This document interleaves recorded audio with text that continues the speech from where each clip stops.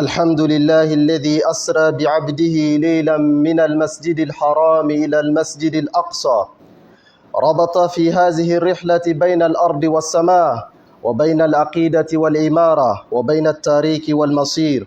نحمده سبحانه ونستعينه ونستغفره، وأشهد أن لا إله إلا الله وحده لا شريك له، شهادة نرجو بها نجاة اليوم لا ينفع مال ولا بنون إلا من أتى الله بقلب سليم. وأشهد أن سيدنا محمدا عبده ورسوله صاحب المقام المحمود، أسرى الله به ليلا وعرج بروحه وجسده إلى السماء، فرأى من آيات ربه الكبرى، صلى الله عليه وعلى آله وأصحابه ومن تبعهم بإحسان إلى يوم الدين. أما بعد، فيا عباد الله، أوصيكم ونفسي بتقوى الله عز وجل، فبها يسلم القلب ويستقيم العقل وتتضح البصيرة. يقول ربنا تبارك وتعالى في مطلع سورة الإسراء: سبحان الذي أسرى بعبده ليلا من المسجد الحرام إلى المسجد الأقصى الذي باركنا حوله لنريه من آياتنا إنه هو السميع البصير. Louange à Allah, celui qui fait voyager de nuit son serviteur de la mosquée Al-Haram de la Mecque à la mosquée Al-Aqsa de Jérusalem. Nous le louons, nous nous refusons auprès de lui contre les méfaits de nos âmes et les conséquences de nos actes. J'atteste qu'il n'y a de divinité digne d'adoration à part Allah, unique, sans associé. Et j'atteste que Mohammed est son serviteur et messager, le porteur des rangs loués, celui qu'Allah subhanahu wa ta'ala l'amena âme et corps, visita la mosquée Al-Aqsa. Ensuite, il monte, traversant les cieux pour aller à la rencontre du Créateur, lors duquel son Seigneur lui montra les manifestations des plus grandes de ses signes, lors duquel il a vu des innombrables miracles. Que la salutation, la bénédiction et la paix d'Allah soient sur lui, sur sa noble famille, sur ses braves compagnons et sur tous ceux qui le suivront jusqu'au jour du jugement. Chers frères et sœurs, je vous recommande et je me recommande de la piété d'Allah, car elle est la boussole de l'intelligence, la citadelle de l'éthique et le fondement de toute renaissance authentique.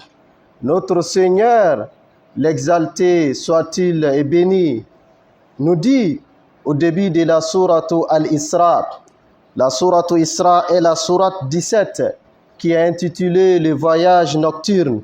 Il nous dit: gloire et pureté à celui qui fit voyager de nuit son serviteur de la mosquée Al-Haram à la Mecque, de la mosquée Al-Aqsa, la mosquée éloignée de Jérusalem, que nous avons béni les alentours afin de lui montrer les grands signes, afin de lui montrer nos grands signes. Il est l'audient et clairvoyant. Le Tout-Puissant nous relate et nous confirme cet événement, ce grand événement qui a attaché la terre au ciel, cet événement qui a lié la foi et l'éthique, et cet événement qui a associé l'histoire et le destin, qui est le voyage nocturne et l'ascension du prophète sallallahu alayhi wa sallam. Cet événement a eu lieu, effectivement, le prophète, il a effectué ce voyage, pas avec son âme, mais il a effectué ce voyage avec âme et corps, comme ces versets du Coran l'ont confirmé, ainsi que les versets de la sourate An-Najm. Chers universitaires, Chers intellectuels, l'événement de Al-Isra, le voyage nocturne du prophète, survient quand? Survient lorsque le prophète sallallahu alayhi wa sallam, il a été durement éprouvé. Dans la sira, dans la vie du prophète sallallahu alayhi wa sallam, cette période est connue comme étant l'année du deuil. L'année du deuil s'est caractérisée par la disparition des soutiens lourds du prophète sallallahu alayhi wa sallam, notamment son épouse Khadija radiallahu anha, ainsi que son oncle Abu Talib.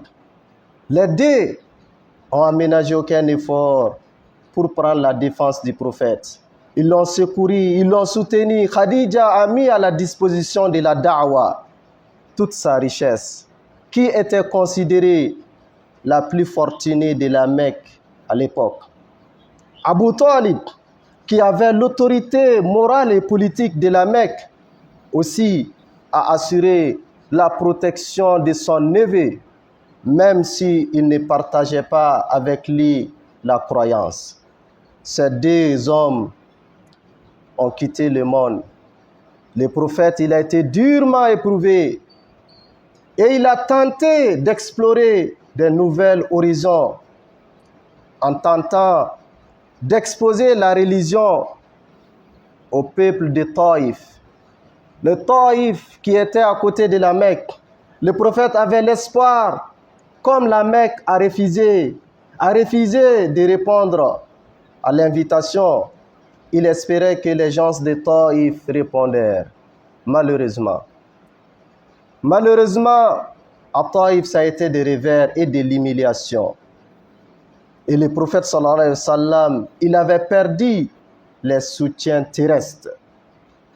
Et Allah subhanahu wa ta'ala, pour consoler son messager, pour le soulager et surtout pour donner une nouvelle orientation à la da'wa, Allah a produit ces grands miracles.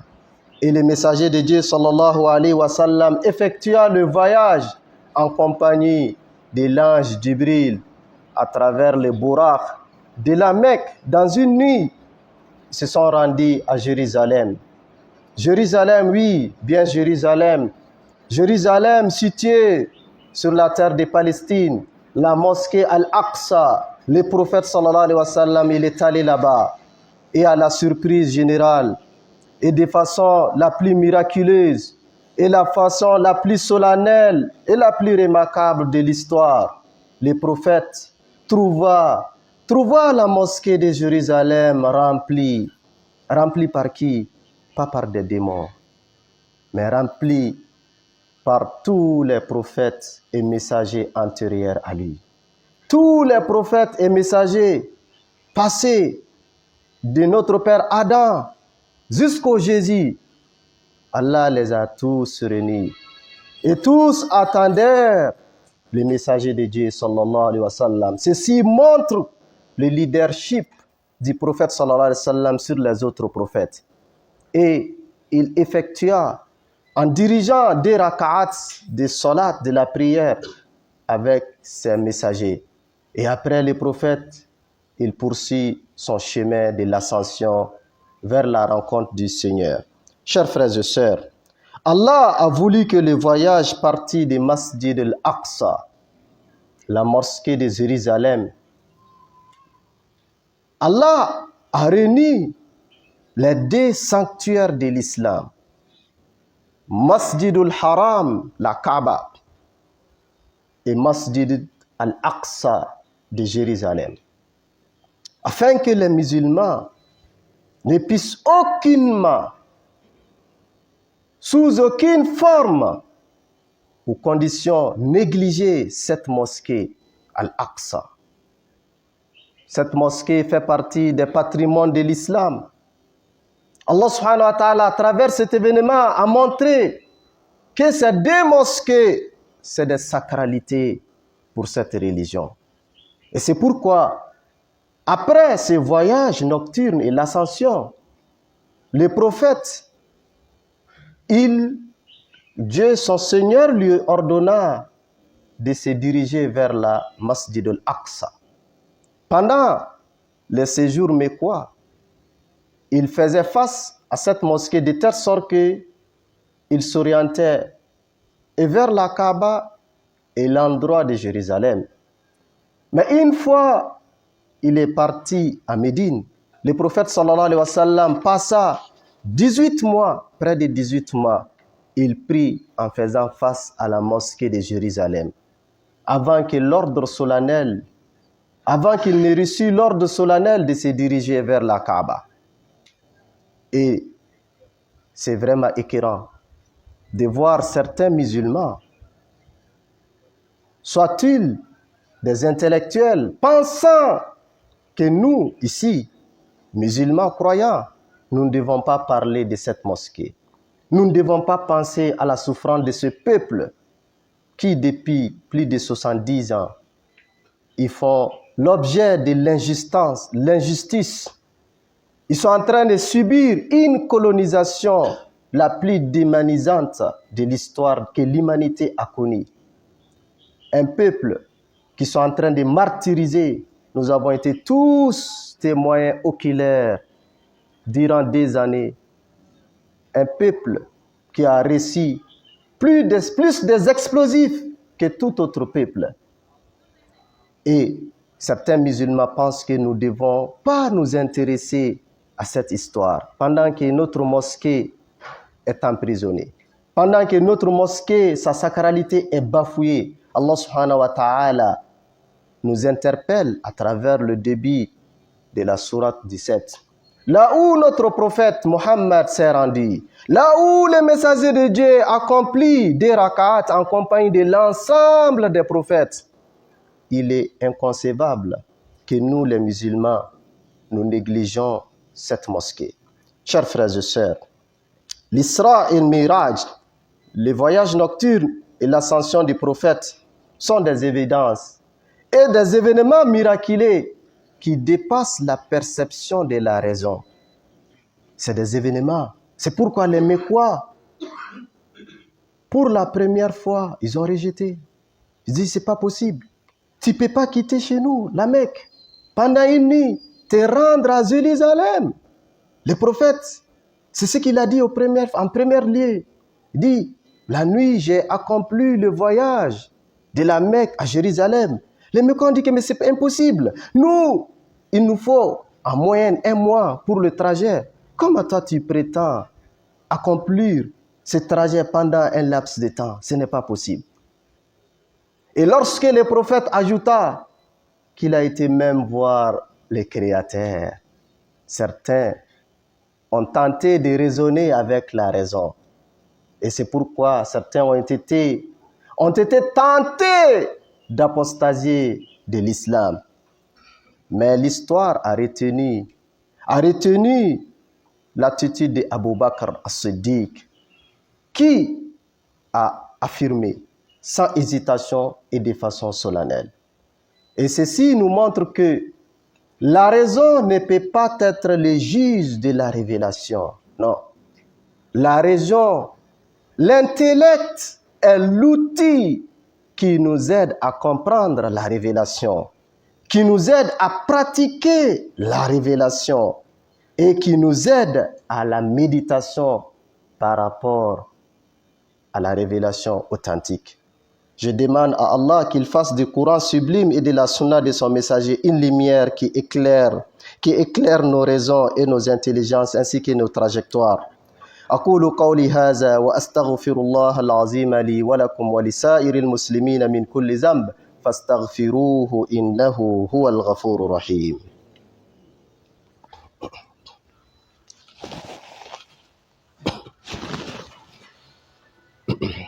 الحمد لله حمدا كثيرا طيبا مباركا فيه كما يحب ربنا ويرضى وأشهد أن لا إله إلا الله وحده لا شريك له وأشهد أن سيدنا محمدا عبده ورسوله صلى الله عليه وعلى آله وصحبه أجمعين.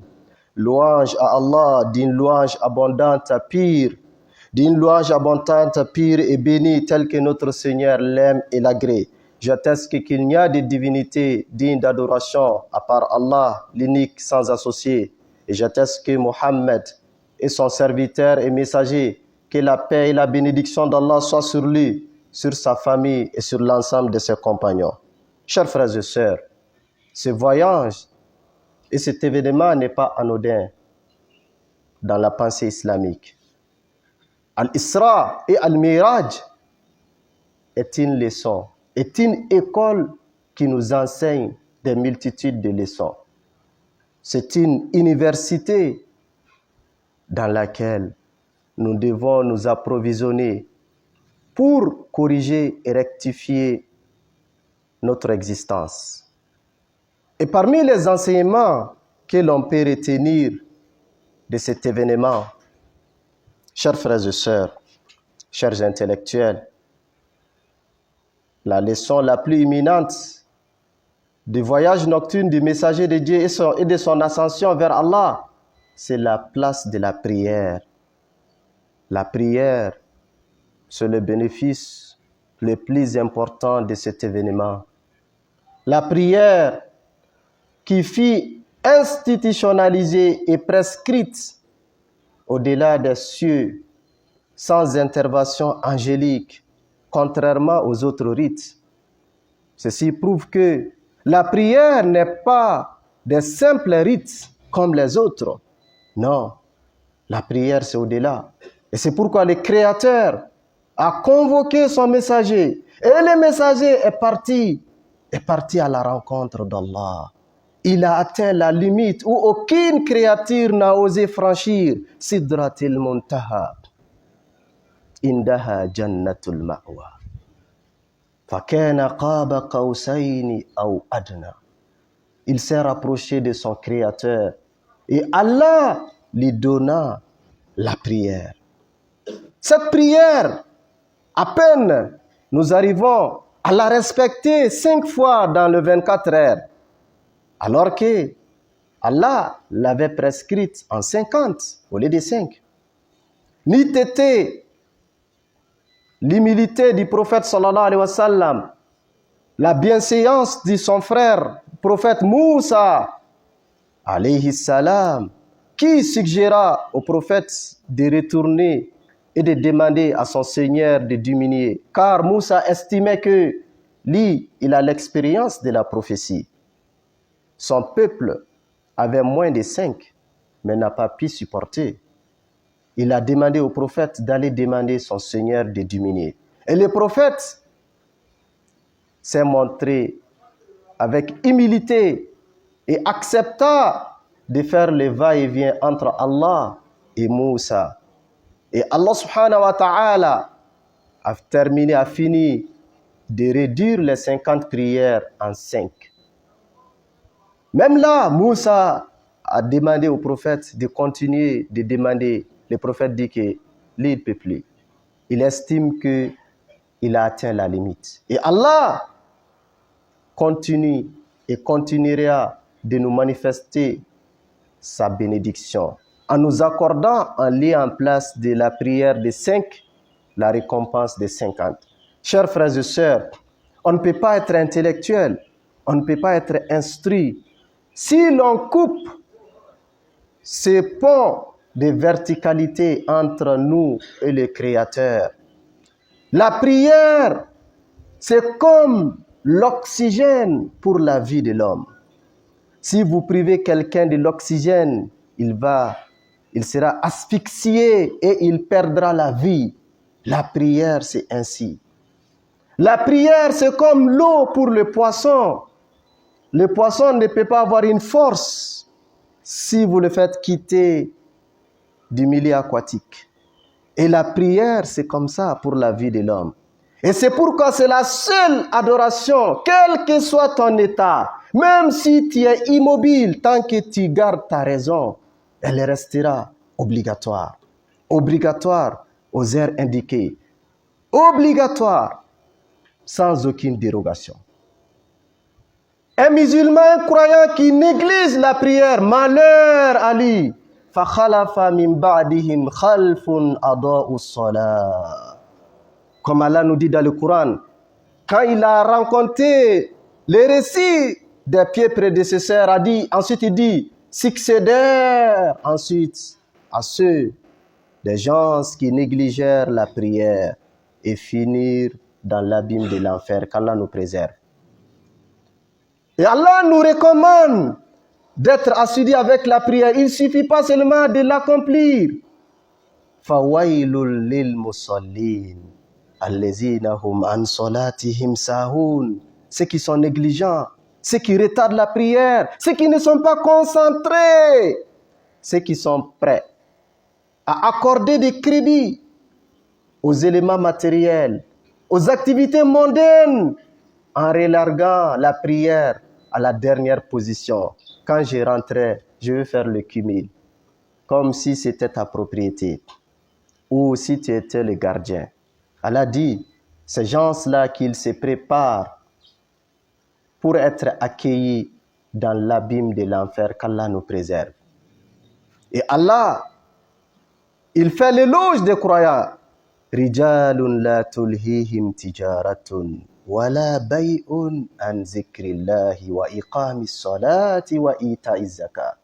Elle a dit, pour être un homme, pour être une élite, pour être un intellectuel digne de nom, c'est des personnes et des personnalités qui n'oublient jamais leurs relations avec les créateurs. C'est des personnes qui renforcent tout le temps leur viatique, qui alimentent tout le temps leur batterie de spiritualité. Et c'est pourquoi Allah a réparti la prière dans les 24 heures. Le matin, quand nous nous réveillons, il faut que nous alimentons la batterie.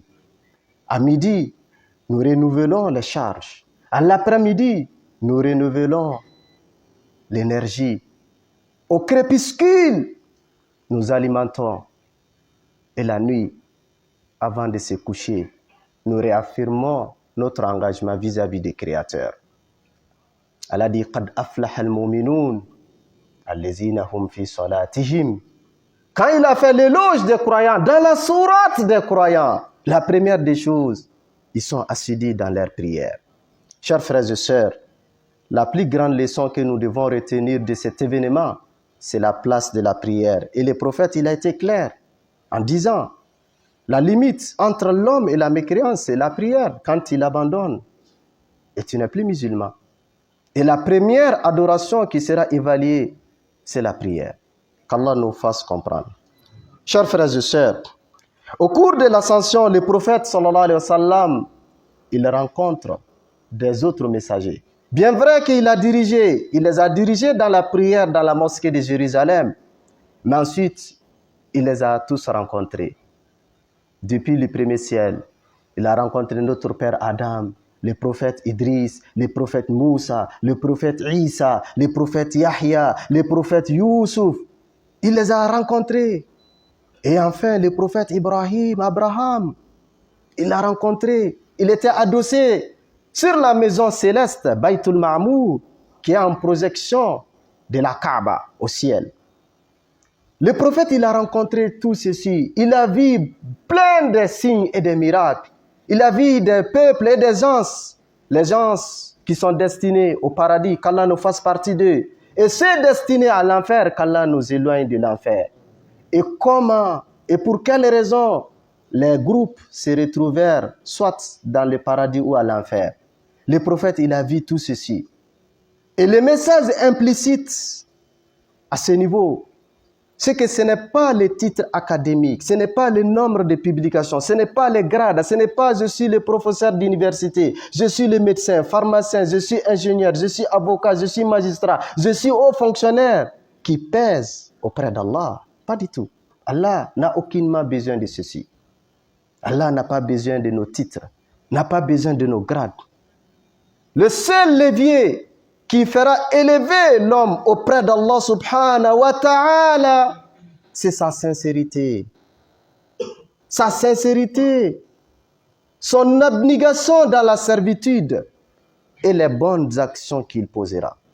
Et c'est pourquoi le prophète, il nous a tous prévenus en disant, le jour dernier, celui qui sera retardé par ses œuvres et ses actions ne trouvera aucun moyen de lui mettre devant. il sera jeté dans l'oubliette, dans l'enfer, qu'Allah nous préserve. Et le musulman, la vie que nous menons, nous devons être prudents. Cette vie est entourée par beaucoup des épreuves, des embûches, des tentations surtout. Nous sommes tentés par des postes, par des gloires, par des titres, par des grades. Ce n'est pas mauvais en soi. Mais il ne faut jamais négliger sa foi. Il ne faut jamais négliger ton lien avec Allah subhanahu wa ta'ala. Car en venant dans ce monde, tu es venu nu, tu ne portais rien et tu n'avais rien. Et en quittant, tu partiras la main vide. وَلَقَدْ جِئْتُمُونَا فُرَادًا كَمَا خَلَقْنَاكُمْ أَوَّلَ مَرَّةٍ. Allah dit, il dira ça à certains qui avaient négligé la spiritualité, qui avaient négligé l'adoration d'Allah. Allah leur dira, vous êtes venus main vide, vous êtes venus brédoyer, vous avez tout laissé derrière vous. Ce jour sera malheureux pour eux. Et le musulman ne doit jamais oublier de renforcer son lien avec Allah subhanahu wa ta'ala. Chers frères et sœurs, l'ascension du prophète sallallahu alayhi wa sallam est une preuve de renforcement de la spiritualité, est une preuve de la consolation. Et le musulman doit toujours penser à se renforcer, à renforcer sa capacité, à renforcer sa foi, sa compréhension de la religion. Car nous menons une vie de tentation. Nous avons un ennemi. L'ennemi qui a juré de nous mettre, de nous dérouter du droit chemin. Et toujours, le musulman doit penser à renforcer sa spiritualité. C'est pourquoi l'intelligent, c'est celui qui se met dans un processus d'amélioration continue.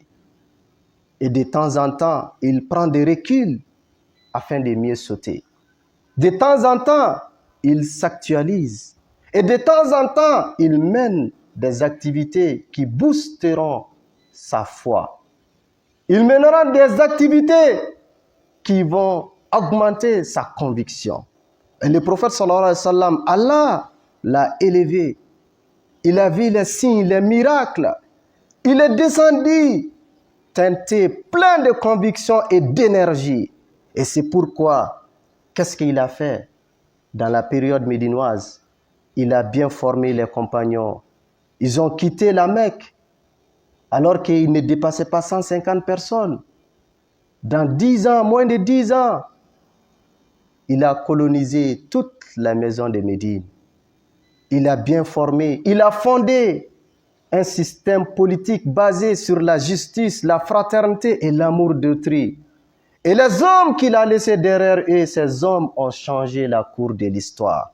Et nous, malgré que nous sommes loin de la Mecque, nous avons reçu ces enseignements et nous sommes en train d'adorer le Créateur sur ses pas.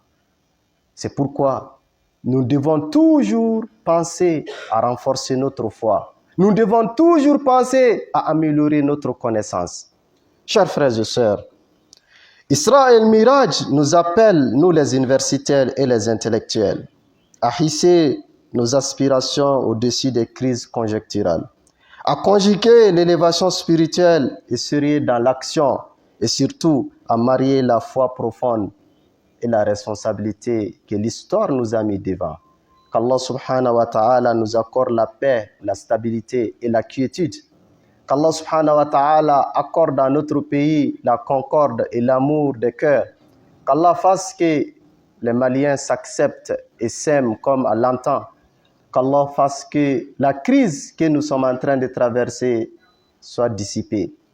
Qu'Allah assiste et aide nos autorités à diriger. Qu'Allah subhanahu wa ta'ala éclaire leur vision. Qu'Allah subhanahu wa ta'ala les oriente à prendre la décision salutaire pour la nation. Qu'Allah subhanahu wa ta'ala guide les intellectuels et les élites parmi nous. Qu'Allah subhanahu wa ta'ala fasse d'eux une clé qui ouvrira les bonheurs. Et qu'Allah fasse d'eux des verrous qui s'opposeront au mal. Qu'Allah fasse que les étudiants parmi nous soient assistés dans leurs études. Qu'Allah les aide à mieux comprendre les enseignements. Et qu'Allah subhanahu wa ta'ala leur accorde la traduction de ces enseignements dans leur quotidien. Et qu'Allah fasse que ceux qui les enseignent soient davantage assistés. Qu'Allah mette la baraka dans leur savoir. Et qu'Allah bénisse aussi tout ce qu'ils dispenseront comme enseignement. Qu'Allah accueille nos défunts dans son paradis Al-Firdaus, qu'il pardonne à leurs manquements et qu'il nous maintienne sur le droit chemin jusqu'au jour dernier. Nos frères et sœurs de la sous-région et les musulmans à travers le monde qui sont éprouvés, qu'Allah les aide tous, qu'Allah aide particulièrement nos frères de Palestine et qu'Allah libère notre mosquée Al-Aqsa et que cette mosquée revienne sous l'autorité de l'islam et des musulmans. ربنا ظلمنا أنفسنا وإن لم تغفر لنا وترحمنا لنكونن من الخاسرين اللهم آت نفوسنا تقواها وزكها أنت خير من زكاها أنت وليها ومولاها اللهم لا تدع لنا ذنبا إلا غفرته ولا هما إلا فرجته ولا دينا إلا قضيته ولا مريضا إلا شفيته ولا مبتلا إلا عافيته ولا جاهلا إلا أعلمته ولا طالبا إلا وفقته ولا حاجة من حوائج الدنيا والآخرة هي لك رضا ولنا فيها صلاة إلا أعنتنا على قضائها ويسرتها برحمتك يا أرحم الراحمين اللهم أمنا في أوطاننا واصلح أئمتنا وولاة أمورنا برحمتك يا أرحم الراحمين اللهم صل على محمد وعلى آل محمد كما صليت على إبراهيم وعلى آل إبراهيم وبارك على محمد وعلى آل محمد كما باركت على إبراهيم وعلى آل إبراهيم إنك حميد مجيد سبحان ربك رب العزة أما يصفون وسلام على المرسلين والحمد لله رب العالمين.